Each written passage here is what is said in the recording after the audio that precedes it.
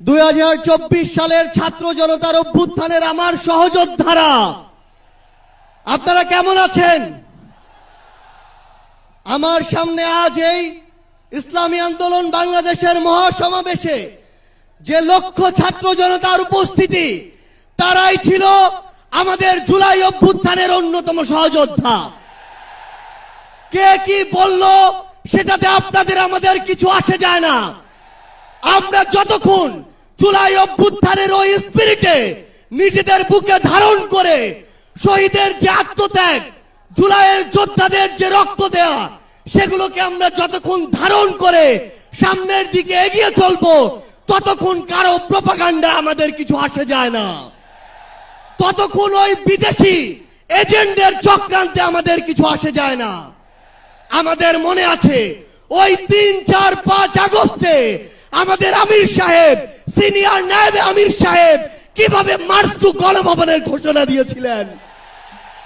আমরা স্পষ্ট করে আপনাদেরকে একটা কথা বলি, এই 24 পরবর্তী বাংলাদেশে আমরা যারা অভ্যুত্থানের সহযোদ্ধা ছিলাম, আমরা যদি ঐক্যবদ্ধ থাকি, আগামীর বাংলাদেশে আর কোন ফ্যাসিস্ট কোন নামে কোন ব্যক্তিকে সামনে রেখে, কোন দলকে সামনে রেখে এই বাংলাদেশে দাঁড়াতে পারবে না।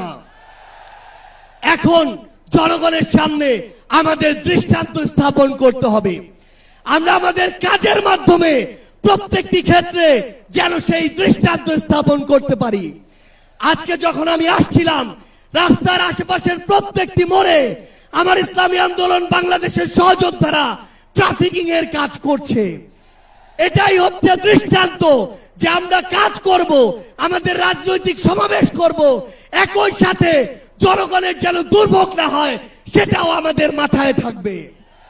আমরা এর আগেও দেখেছি এই মাঠে প্রোগ্রাম হয়েছে, প্রোগ্রাম শেষ করে মাঠের প্রত্যেকটি ময়লাকে পরিষ্কার করা হয়েছে।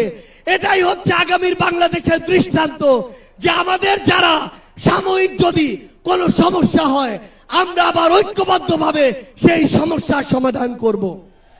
একটা জিনিস মনে রাখতে হবে, এই অভ্যুত্থানে আপনারা যখন ঢাকার গুরুত্বপূর্ণ পয়েন্টগুলো থেকে শুরু করে দেশের বিভিন্ন রণক্ষেত্রে অংশগ্রহণ করেছেন, আপনাদেরকে পাঞ্জাবি পায়জামা টুপি দেখে টার্গেট কিলিং করা হয়েছে।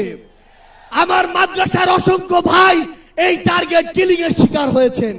আগামীর বাংলাদেশে কেউ যেন কাউকে ট্যাগিং করে টার্গেট কিলিং এর শিকার না করতে পারে, সে বিষয়ে আমাদের ঐক্যবদ্ধ থাকতে হবে। আমরা সংস্কার বিচারকে সামনে রেখে আমাদের এই লড়াই করছি। আপনারা পিআর এর কথা বলেছেন, এই যে পিআর, আগামীর বাংলাদেশের সংসদে আমরা যদি আসলেই জনগণের প্রতিনিধিত্ব চাই, তাহলে আগামীতে এই পিআর নিয়ে আমাদের আরো জোরে সোরে ভাবতে হবে।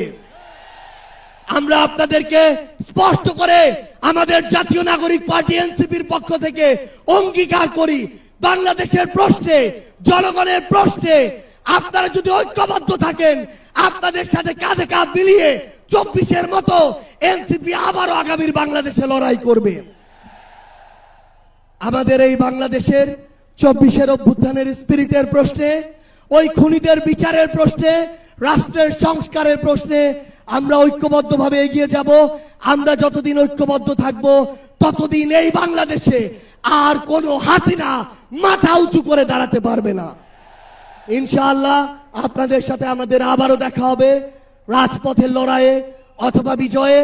ততদিন পর্যন্ত সত্যের সাথে থাকবেন, ন্যায়ের সাথে থাকবেন।